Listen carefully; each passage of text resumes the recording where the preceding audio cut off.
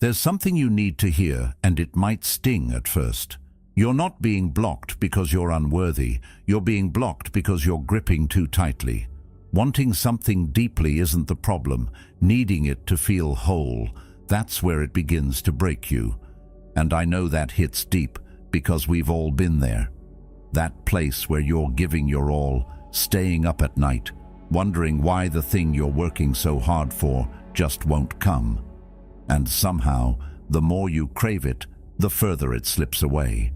You tell yourself, I just need this one thing, and then I'll be okay.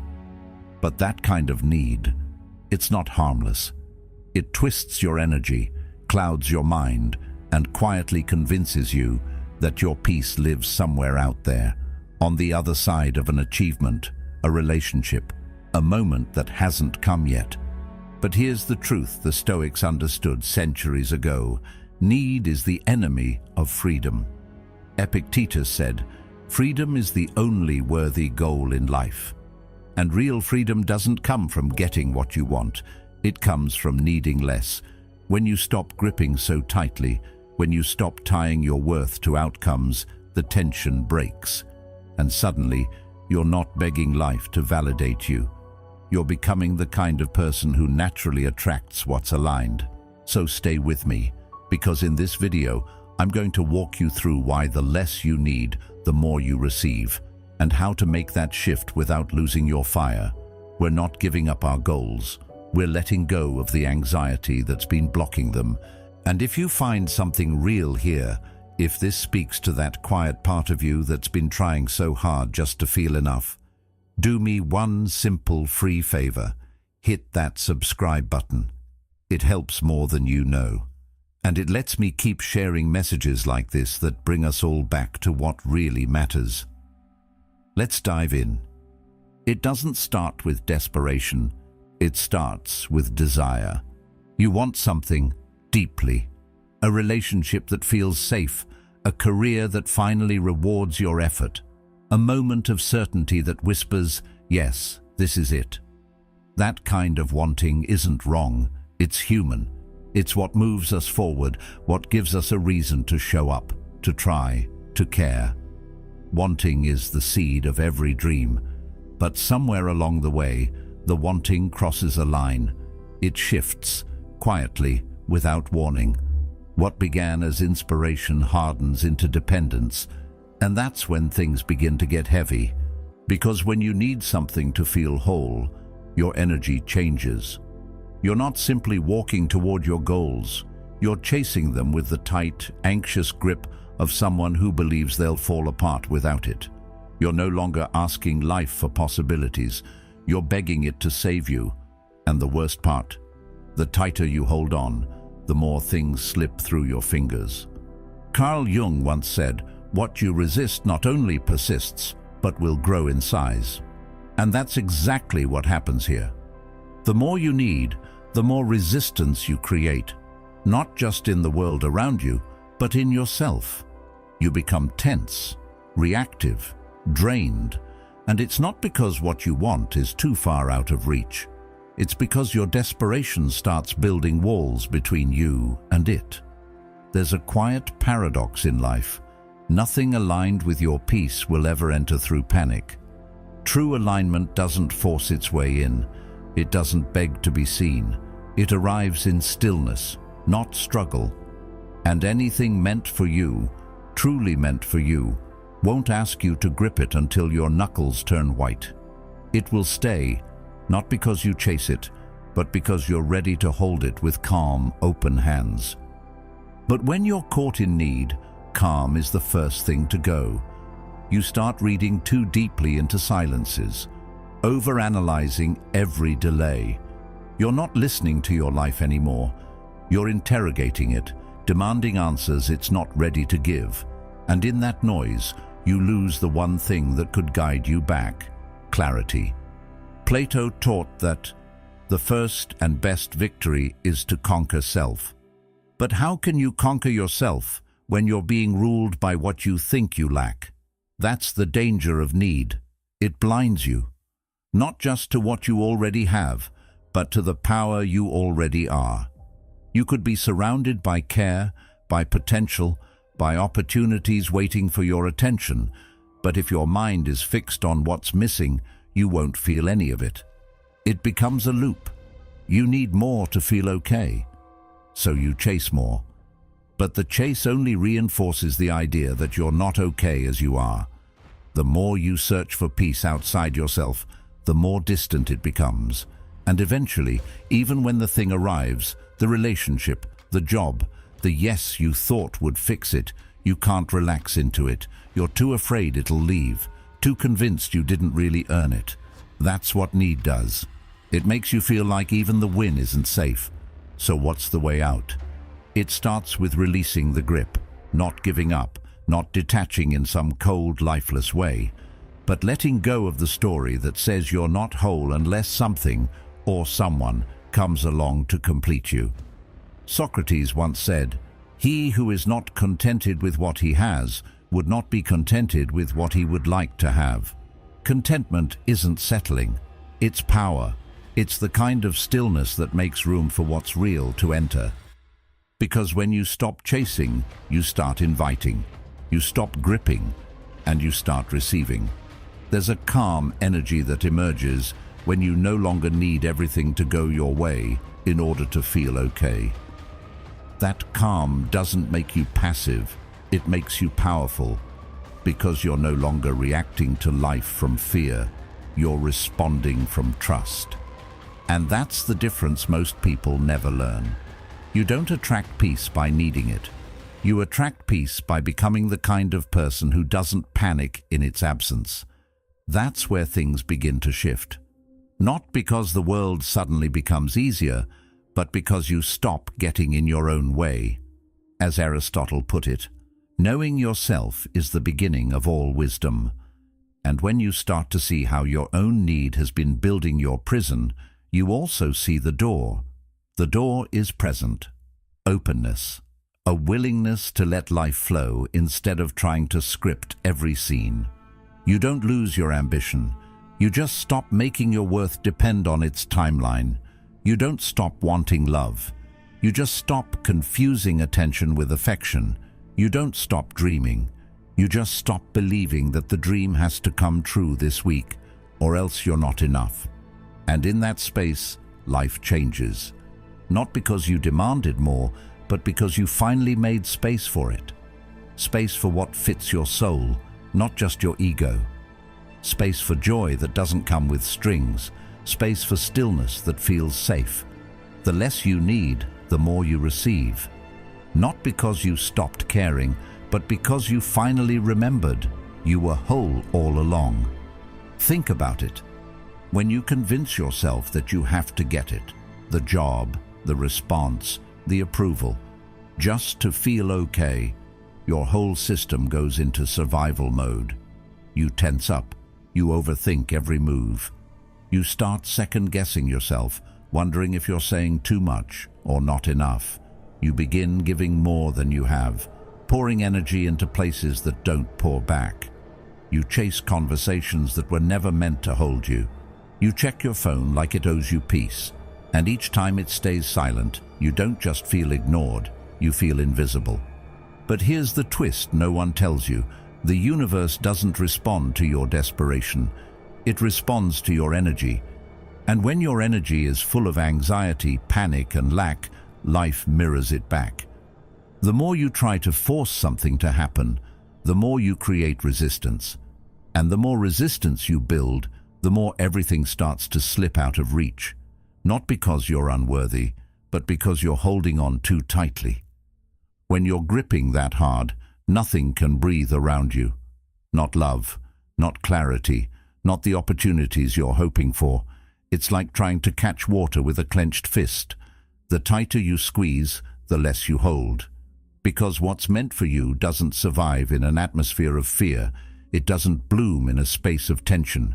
It only flows toward stillness, toward calm, quiet, open hands that are ready to receive, not desperate to control. And that shift? It's not something loud or dramatic. It starts in the moment you stop chasing and start trusting. Ever finally get what you were begging for, only to feel more insecure once it arrives. You get the job you prayed for, and suddenly you're doubting whether you deserve it. Every task feels like a test. Every meeting feels like a trap. You were so sure that this was the thing that would bring you peace, but now you're restless, looking over your shoulder, wondering how long it will last. Or maybe it's a text. That person you couldn't stop thinking about finally responds. And instead of relief, there's tension. You reread their words, scan for hidden meanings, overanalyze their tone. You're not enjoying the connection. You're preparing for it to disappear. This is what happens when you receive from a place of need. You don't truly receive. You grasp.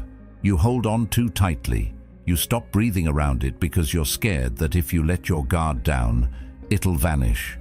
The thing that was supposed to make you feel whole ends up making you feel even more fragile.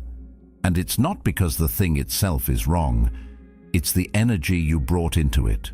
You weren't ready to receive with openness. You were looking to fill a hole. Carl Jung once said, "Until you make the unconscious conscious, it will direct your life and you will call it fate." When we operate from need, we don't realize it's often a reaction to some deeper wound. We think the job, the partner, the praise is what we need. But really what we're starving for is inner peace, stability, self-worth. So when the external thing arrives, it can't fully land. Because we're still looking to it to fix something that was never its job to fix. And here's where it gets even more real. When you grip the outcome, when you try to control every moment of it, you turn the gift into pressure. What once felt like a blessing starts to feel like a burden. The joy fades, replaced by anxiety. Now you're not grateful. It's not enough. You're not relaxed. You're on edge. And this cycle repeats. Not because you don't get what you want, but because you haven't yet learned how to hold what you receive without fear. Socrates believed that the unexamined life is not worth living. That kind of reflection isn't just philosophical, it's practical. When you pause and notice how much of your tension comes from the fear of loss, you start to see how that fear keeps you from actually living. You weren't born to chase moments just to lock them in a cage. You were born to experience them, to feel them fully, to let them breathe. And that only happens when you stop needing them to complete you. Real receiving comes from stillness, from trust, from a grounded place that says, "I am enough with or without this." When you reach that place, everything shifts. You no longer need to control the outcome because you trust yourself to hold steady no matter what. The gift becomes lighter, the moment becomes richer. You no longer hoard experiences, you welcome them, and you let them go too without falling apart. Plato taught that the greatest wealth is to live content with little. That doesn't mean you stop desiring. It means you stop building your identity on what arrives. You find your center within, and when something beautiful comes into your life, you hold it with grace, not fear. You honor it, but you don't worship it. You stay rooted, and from that space, what's truly meant for you begins to stay. Not because you held tighter, but because you no longer needed to. So, what do? You stop grasping.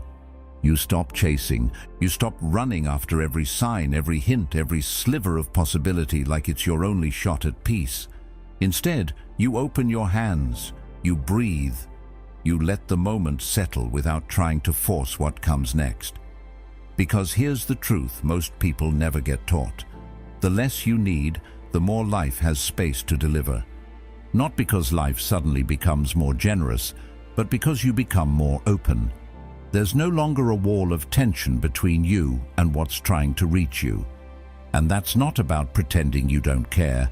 It's not about giving up on your dreams or becoming numb to what you want. It's about letting go of the story that says, "If I don't have this, I'm not enough. If this doesn't happen, I'll break." Carl Jung said, Your vision will become clear only when you can look into your own heart. Who looks outside dreams. Who looks inside awakes. That's the shift. You stop putting your peace on things outside of you, things that change, people that leave, plans that fall apart. You stop asking the world to prove your worth. And when that old story dissolves, something strange happens. You become magnetic, not because you're trying harder, not because you're doing more, but because you're no longer working against yourself. You've stopped trying to convince life to give you what you already are, whole, ready, enough. And that kind of energy is rare. It's the kind that doesn't push, it doesn't chase, it simply invites. You start walking through life without begging it to notice you. You stop forcing doors open. You stop knocking on windows that were never meant to be yours. And instead, life begins to come to you. The opportunities that match your peace. The people who recognize your depth. The experiences that feel like alignment, not survival. Aristotle once said, "Happiness depends upon ourselves," and that's exactly what starts to become clear. You're not waiting for permission to feel content.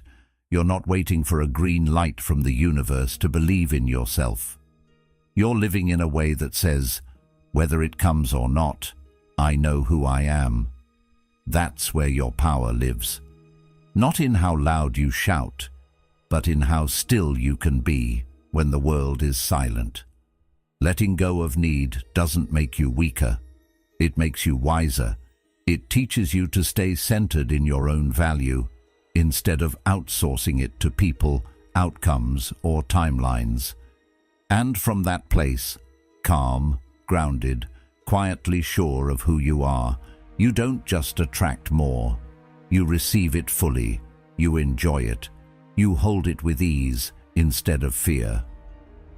Plato believed that the measure of a man is what he does with power, but I'd add, the real power is when you no longer need anything to feel powerful. That's when things start to shift. That's when the world begins to respond, not to your fear, but to your stillness. Because you're no longer chasing, you're inviting, you're not grasping anymore, you're just ready. Ask yourself this, when you say you want something, what's really driving that desire? Is it inspiration or is it fear? Are you reaching for love because you feel full and ready to share it, or because you're terrified of being alone? Are you chasing success because you're excited to grow, or because a voice inside keeps whispering that you're not enough without a title, without a win? This is where it gets honest, because on the surface, everything might look the same. The ambition, the effort, the goals. But underneath, there's a massive difference. The energy behind your actions changes everything. Carl Jung once said, "Until you make the unconscious conscious, it will direct your life, and you will call it fate." If you never examine what's fueling your pursuit, you'll keep thinking life is just being unfair, when really, it's just reflecting your inner world back at you. The universe doesn't respond to your carefully chosen words. It responds to your state, your posture, your tone. And when the engine behind what you're doing is panic, you'll keep creating experiences that match that panic. You might get the job, but feel like you're constantly proving yourself. You might enter the relationship, but always feel like you're one bad day away from being left. Panic doesn't build peace. It builds pressure. But when your energy is calm, when you're moving from a place of inner peace, something shifts. You don't stop wanting. You just stop demanding. You still desire connection, but you're not afraid of your own company. You still pursue excellence, but you're not trying to outrun shame. That's when alignment begins. That's when you start receiving in ways that feel natural, not forced. Plato said, "The first and greatest victory is to conquer yourself." And that self-mastery isn't about control over others. It's about understanding the roots of your own behavior. It's about noticing when you're trying to earn love through performance, or trying to outrun your fear with constant movement. When you catch yourself in that pattern and choose presence over panic, you take your power back. This isn't just philosophy, it's deeply practical. Because the difference between a life that flows and a life that constantly feels uphill often comes down to this: the quality of the energy behind what you want. Peaceful intention opens doors. Desperate effort slams them shut. And it's not because life is cruel, it's because alignment can't be rushed. It's recognized, it's received.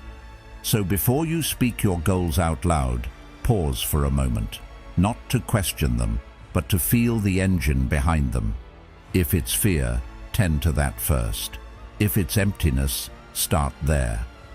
Aristotle believed that knowing yourself is the beginning of all wisdom.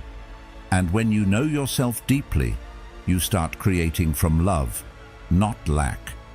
You start building from fullness, not hunger.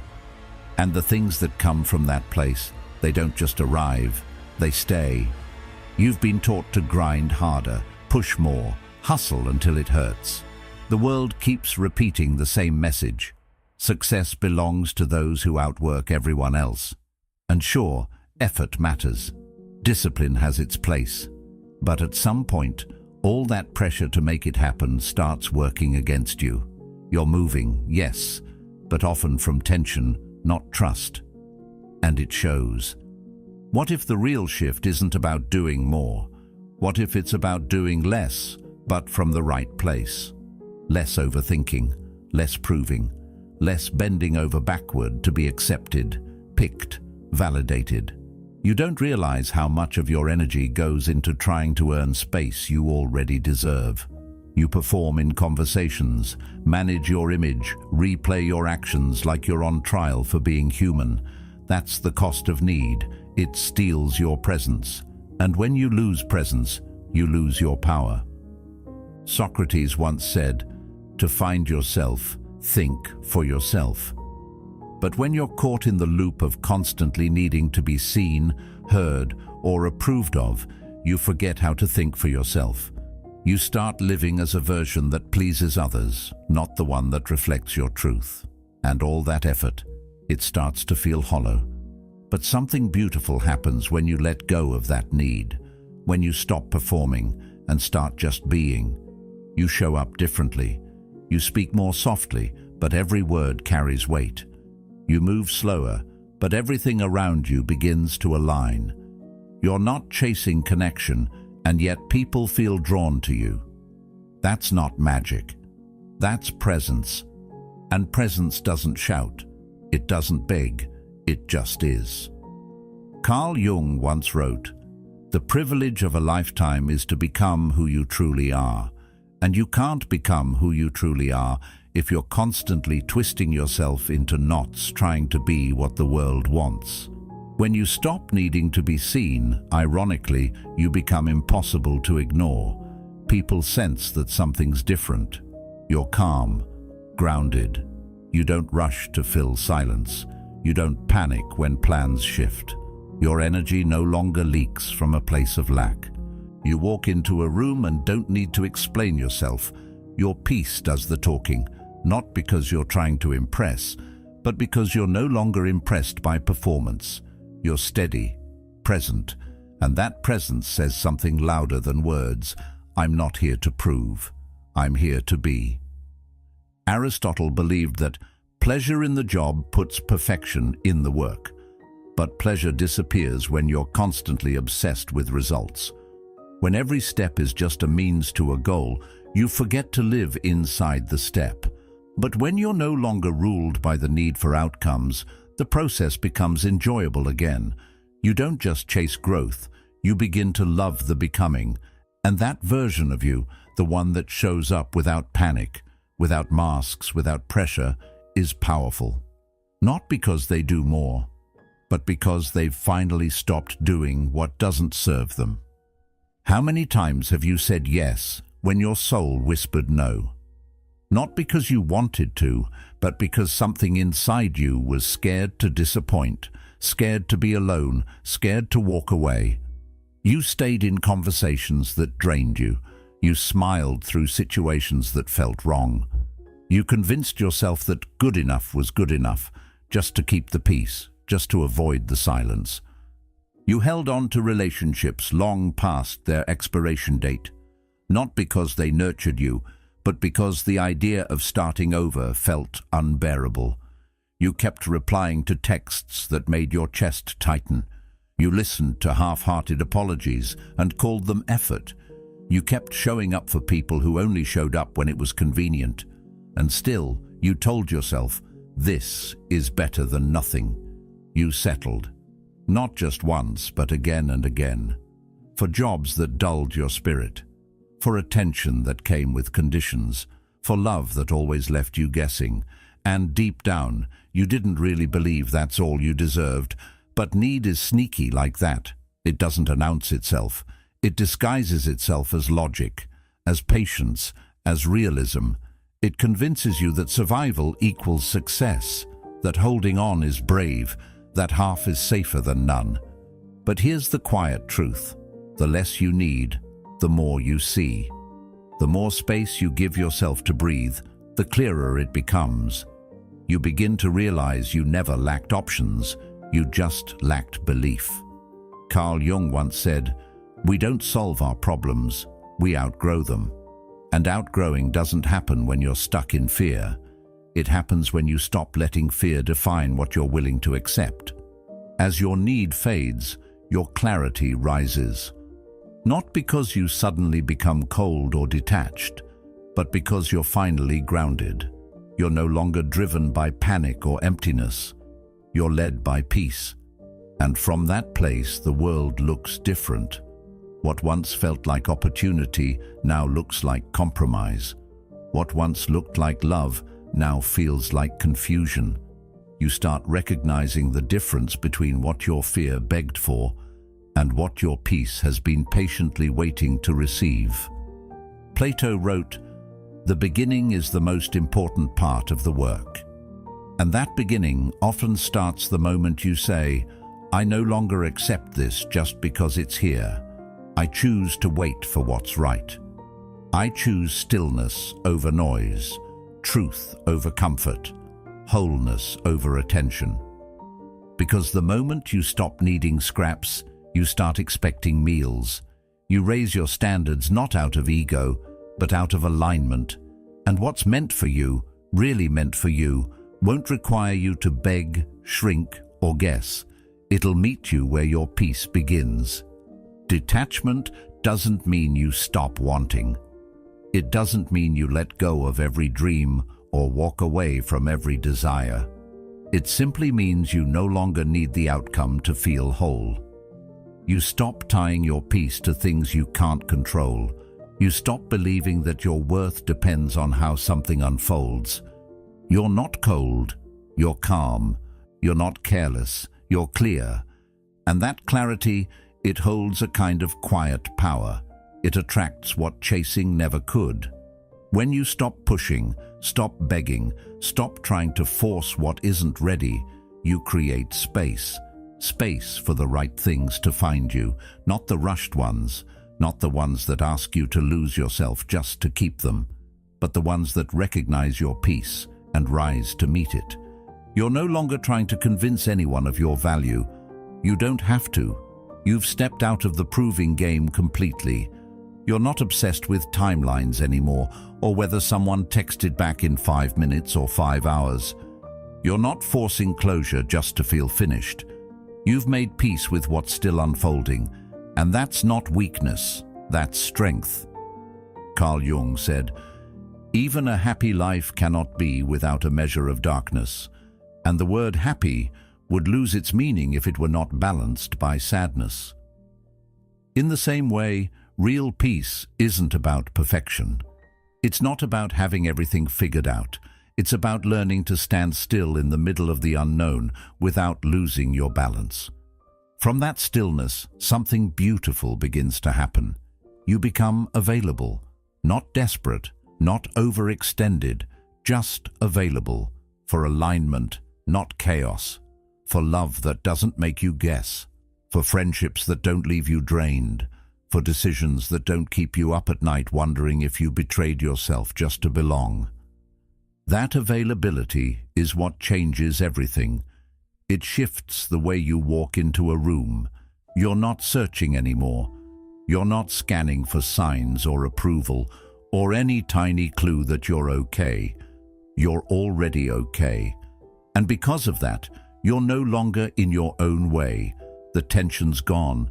The struggle dissolves. Plato once said, "The greatest wealth is to live content with little." And while the world screams at you to need more, want more, do more, there's something timeless about learning to need less, to return to yourself, to find joy not in what lands, but in how you hold yourself while waiting.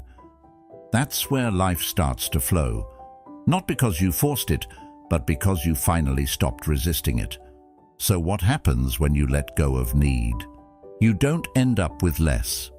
You actually start receiving more, not because you begged for it, not because you pushed or performed your way into being worthy, but because you finally trusted yourself enough to wait, to sit in the unknown without rushing to fix it, to stop chasing what wasn't choosing you and start listening for what was. You realize something powerful in that stillness. Your wholeness was never out there. It wasn't in the offer letter. It wasn't in the perfect reply. It wasn't waiting in someone else's love. It was buried under all the gripping, all the trying, all the noise you made trying to prove you mattered.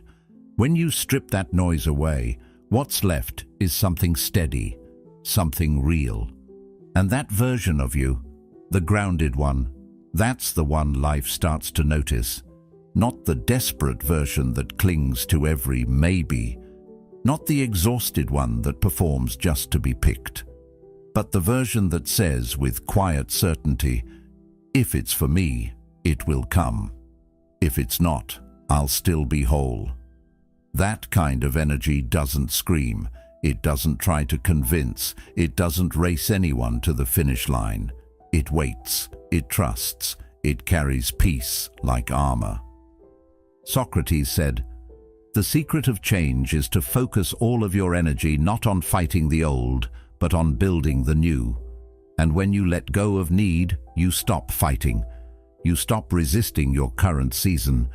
You stop struggling to rewrite the past or predict the future. You start building the present. You start becoming someone who isn't shaken by delays, by silence, by detours, because you're no longer trying to escape yourself." That kind of presence is rare. It's magnetic. Not because it tries to be, but because it simply is. And in a world full of noise and grasping, your stillness becomes a lighthouse, not just for others, but for the life that's been trying to find you, the life that doesn't want your panic, it wants your peace. So remember this: you were never meant to beg for what already belongs to you. Let go of the grip, and let life meet you in your stillness. If this spoke to something real inside you, there's another video waiting on the screen that will take you even deeper. Give it your time. Your peace is worth that much. Thank you for being here and for being a part of Stoic Journal. Come back when you need clarity or when the world gets loud. We'll be here, quiet, steady, and always real.